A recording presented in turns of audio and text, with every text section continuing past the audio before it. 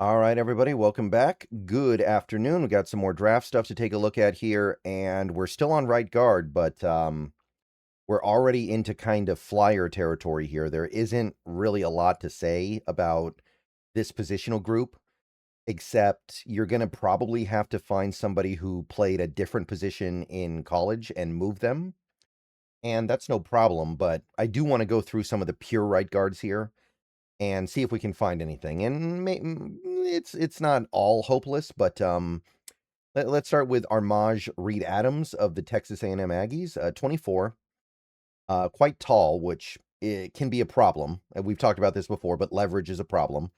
Not really all that heavy. He doesn't have the typical right guard size, but gets it done. Really long arms for an interior lineman, so that's nice. Tested kind of poorly. You got to do a little bit better than this if you're not even 315 pounds, I would say, but did not test well. Not really an athlete compared to some of these other guys. Big boards, we got some thirds, we got some fourths, we got some fifths. Start to creep down into the sixth. Aggregate has him in the fifth. Had good play over the last 2 years, was actually graded much better in 2024 than 2025. His pass protection numbers were a little bit better. Big time penalty magnet, 20 penalties combined over the last 2 years. That may be, I don't want to say untenable, but that is something he really needs to get better at. That is in college too, when you're playing with Texas A&M, a pretty loaded team, you really shouldn't be committing this many penalties. So the good things with ReedAdams, he's got good recovery skills to re-anchor when he starts to get beat by a bull rush. Had a lot of college experience, played a ton of snaps in college. He's got active feet, which allows him to keep up with a nimble rusher. So you get him against somebody that can like whip out some moves as a rusher. He's able to keep up with his feet. He's got long arms that allow him to lose but still win. He can kind of protect his edges without necessarily having the perfect technique. And he's got some pretty decent pop into contact as well. He can hit with a little bit of force. He can hit emphatically. There's some good stuff going on there. Now, the height is a problem. He loses leverage a lot. He gets up too high, and they get underneath his pads, and then it's tough. He's not effective as a move blocker. He stays close to home. He's a phone booth guy all day, and I don't think there's much hope for that to get better based on what I've seen and what I've heard. He gets confused by elaborate assignments. If you blitz, if you twist, if you stunt, he gets a little bit stymied, doesn't really know what to do. And he is a little bit out of control. He is a leaner, somebody who will lean. He is somebody that will lose balance going into contact. Rough. So he very much looks the part. I mean, he's a big dude in in terms of like his frame, and he does have a decent amount of strength, but he's a phone booth guy, and those guys are not really all that interesting to me because their ceiling is kind of low. And I don't think that this guy has potential to be better. Unlike the guys we talked about earlier today, who have potential because they're great athletes, this guy seems just to be a phone booth guy. And when you combine that with the penalties, I mean, I'd take him in the fifth round if I was running a gap-based offense or power, but I wouldn't even draft him here. I don't think there's any value to him in the Seahawks offense. So, yeah, ReedAdams, somebody will appreciate him, but for me, he's just kind of a phone booth guy. Next guy is going to be Jaeden Roberts of Alabama. Let's see, bigger than the typical guy we've looked at here. 333 pounds, very heavy. 33 and 3/8 inch arms, big hands. Only did one thing at the combine, 25 bench press reps, which is actually not great. And for him, probably a little disappointing. I don't know if it'll affect him, but it wasn't great. Big boards, we got some sixths. We've got fourth, a late fourth. We've got an undrafted from CBS. Aggregate puts him around the late fifth, early sixth. So that's probably what we're looking at here. And graded pretty well the last couple years. He has missed time, so the pass rush numbers look good, but they're not as good as they look because he hasn't played a lot. But last year, he only allowed 2 quarterback pressures combined and only had 1 penalty. So even with the reduced snaps, that's really good. And let's talk about it. So the size is the main draw here. He's really big. He's a lot bigger than a lot of the guys we're looking at here. He's really good at absorbing bull rushes. He's somebody who can sop up a bull rush and just kill a rusher's momentum. He's very, very strong. Like, he's got legendary strength. I know the bench press reps didn't necessarily show it, but he's strong. And he can also generate movement in the run game. He's got leg drive. He can drive guys out of the hole. So definitely upside.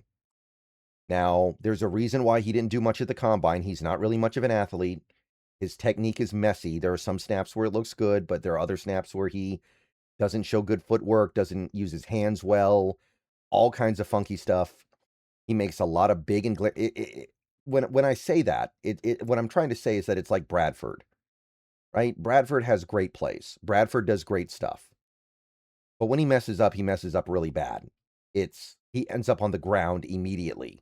He gets beat immediately. That's Jaeden Roberts. When he loses bad. He loses instantly. He's got injury problems as well. He's missed games the last 2 years, and he struggles to handle stunts and twists and stuff like that. So hasn't really shown that next level to his game. So there's size and strength here, and that's going to appeal to somebody. I think he could fit in on some NFL offensive lines, but I don't really see much here that I'm into. I think he will probably end up being a backup in this league at best. I don't think he's going to get to where he needs to get to. To me, the only way he ends up as a starter is if it's an Anthony Bradford situation where it's you don't really have a lot of great options, and he's just the guy who's there, and it's like, well, I guess we got to roll with it, and at least there are good plays. At least it's not all bad.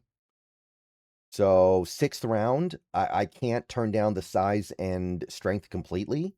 I do think he's worth a 6th round pick for no other reason than that those traits are notable, but I'm not really seeing much here in the way of anything more than a flyer. And in a better draft, I might even go so far as to say he should not get drafted. He should be a pure project. Okay, one more guy for this video, DJ Campbell. And we're already kind of down into the dregs of the draft, right? Like, this is already pretty low. And remember, this draft is not great, so that's really saying a lot. So 6th round projection on DJ Campbell of Texas. This one's actually kind of interesting. 22. He's short, which is actually kind of good for an offensive lineman. 18th percentile. Got decent size. Really long arms for a guard. Some of the longer arms you'll find. Big hands. Tested pretty darn well. Ran a 5.01 40, 176 split, which to me is a lot better than expectations. Also had a decent broad. Big boards. We got some 5ths. We've got a 7th. Aggregate puts him in the 6th. And you can see he's graded out pretty well the last couple years.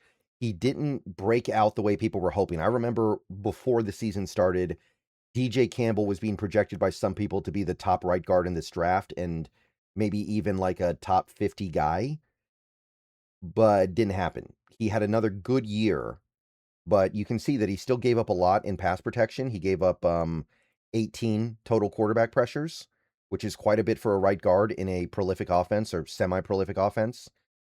10 penalties, and the previous year he had problems too.